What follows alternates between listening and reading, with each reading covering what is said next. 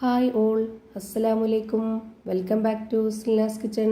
ഇന്നത്തെ റെസിപ്പി നല്ലൊരു variety tasty ആയിട്ടുള്ള അടിപൊളി ഈവനിങ് സ്നാക്സിന്റെ റെസിപ്പിയാണ്. മുട്ടയും സേമിയയും വെച്ചിട്ടാണ് ഈ ഒരു പലഹാരം തയ്യാറാക്കിയെടുക്കുന്നത്.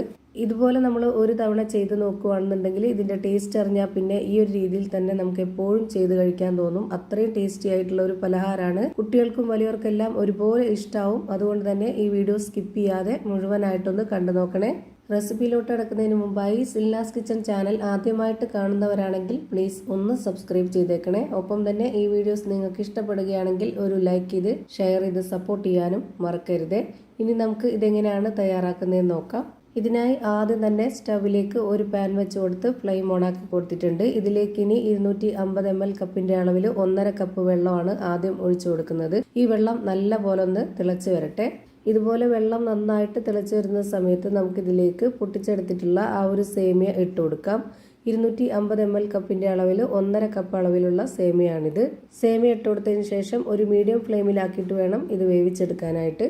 ഇതൊന്ന് അടച്ചു വെച്ചിട്ട് വേവിച്ചെടുക്കുന്നുണ്ട്. 2 മിനിറ്റ് സമയം മതിയാവും. ഈ സേമിയ നല്ല പോലെ വെന്ത് കിട്ടും. അതുപോലെ വെള്ളമൊക്കെ വറ്റി കിട്ടിയിട്ടുണ്ട്. ഇപ്പോൾ ഇതാ വെള്ളമൊക്കെ വറ്റി നന്നായിട്ട് വെന്ത് വന്നിട്ടുണ്ട്. ഇനി നമുക്കിതിൻ്റെ ഫ്ലെയിം ഓഫ് ചെയ്ത് കൊടുക്കാം. അടുത്തതായി ഒരു കാര്യം കൂടി ചെയ്യാനുണ്ട്. അതിനായിട്ട് ഞാനിവിടെ ഒരു പാത്രം എടുത്തിട്ടുണ്ട്. അതിലേക്ക് ഒരു 5 കോഴിമുട്ട പൊട്ടിച്ചൊഴിച്ചു കൊടുക്കാം. ഫ്രിഡ്ജിൽ വെച്ചിരുന്ന കോഴിമുട്ടയാണെങ്കിൽ ഒരു 30 മിനിറ്റ് മുന്നേ തന്നെ പുറത്തെടുത്ത് വെച്ചിരിക്കണം. അതിൻ്റെ ആ ഒരു തണുപ്പൊക്കെ വിട്ടതിന് ശേഷം മാത്രം നമുക്ക് എടുക്കാവുള്ളൂ. ഇതിന് ഒരു വിസ്ക് വെച്ചിട്ട് നല്ല പോലെ അടിച്ചെടുക്കാം. മിക്സിയുടെ ജാറിലിട്ടിട്ട് അടിച്ചെടുക്കരുത്, അപ്പോൾ ഇതിൻ്റെ പരുവം തെറ്റിപ്പോവും. ബീറ്റർ വെച്ചിട്ട് ബീറ്റ് ചെയ്താലും കുഴപ്പമൊന്നുമില്ല.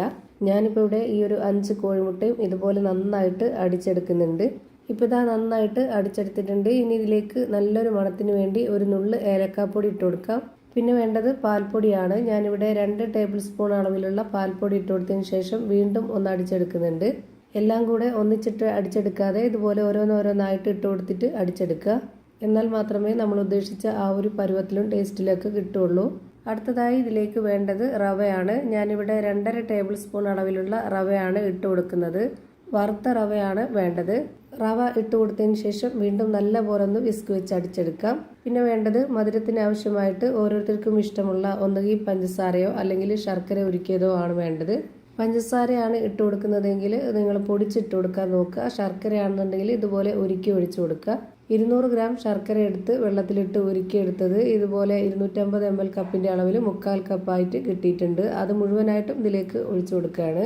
പഞ്ചസാരയാണ് ഇട്ട് കൊടുക്കുന്നതെങ്കിൽ പഞ്ചസാര ഇട്ട് കൊടുത്തതിന് ശേഷം നിങ്ങൾക്ക് ഈ ഒരു 250 ml കപ്പിന്റെ അളവിൽ 1/4 കപ്പ് പാൽ ഒഴിച്ചു കൊടുക്കാവുന്നതാണ്. അപ്പോഴാണ് അതിന്റെ മിക്സ് കറക്റ്റായിട്ട് വരുള്ളൂ. ഇനി ഇതിലേക്ക് വേവിച്ചെടുത്ത് വെച്ചിരുന്ന ആ ഒരു സേമിയ മുഴുവനായിട്ടും ഇട്ട് കൊടുത്തിട്ട് ഇതുപോലെ വീണ്ടും നന്നായിട്ടൊന്ന് ഇളക്കി യോജിപ്പിച്ചു കൊടുക്കുക. ഇനി ഇതിലേക്ക് മധുരത്തിനെ ബാലൻസ് ചെയ്യാനായിട്ടുള്ള ഒരു നുള്ള് ഉപ്പും ഈ പലഹാരത്തിന് നല്ലൊരു മണത്തിനും പ്രത്യേക ടേസ്റ്റിനൊക്കെ വേണ്ടിയിട്ട് 1 ടേബിൾ സ്പൂൺ അളവിൽ നെയ്യും ഒഴിച്ചു കൊടുക്കുന്നുണ്ട്.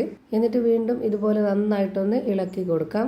ഇനി ഇതിൻ്റെ പരുവം എങ്ങനെയാണെന്നുള്ളത് ഞാനിവിടെ ഒരു കയ്യിൽ കൊണ്ട് കോരി കാണിച്ചു തരാം. ഇതാണ് ഇതിൻ്റെ കറക്റ്റ് ആയിട്ടുള്ള പരുവം.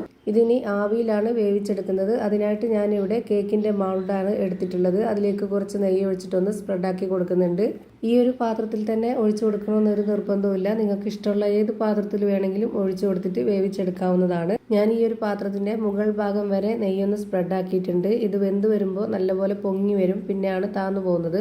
ഇനി ഞാനിത് ഇഡ്ഡലിച്ചെമ്പിലാണ് വേവിച്ചെടുക്കുന്നത്. അതിനായിട്ട് അതിലേക്ക് കുറച്ച് വെള്ളം ഒഴിച്ചു കൊടുത്തതിന് ശേഷം അതിലേക്ക് അരിപ്പത്തട്ട് ഇറക്കി വെച്ച് അതിനുള്ളിലേക്കാണ് ഈ ഒരു മൗണ്ട് ഇറക്കി വെച്ച് കൊടുത്തിട്ടുള്ളത്.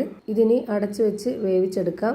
ഒരു 30-40 മിനിറ്റിന് ശേഷം ഇത് തുറന്ന് നോക്കുമ്പോഴേക്ക് നല്ല രീതിയിൽ വെന്ത് കിട്ടിയിട്ടുണ്ടാവും. അപ്പോൾ ഇതാ ഭയങ്കര ടേസ്റ്റി ആയിട്ടുള്ള ഒരു വെറൈറ്റി ആയിട്ടുള്ള ഒരു പഞ്ഞ് പോലത്തെ ഒരു പലഹാരം റെഡിയായി കിട്ടി. നല്ല ടേസ്റ്റാണ്, എല്ലാവർക്കും ഇഷ്ടാവും. കുട്ടികൾക്ക് പ്രത്യേകിച്ച് പറയേണ്ടതില്ല, അവർ മത്സരിച്ച് കഴിക്കും. അത്രയും ടേസ്റ്റി ആയിട്ടുള്ള ഒരു പലഹാരമാണ്. ഇതൊന്ന് ഞാൻ പൊട്ടിച്ച് കാണിക്കുന്നുണ്ട്.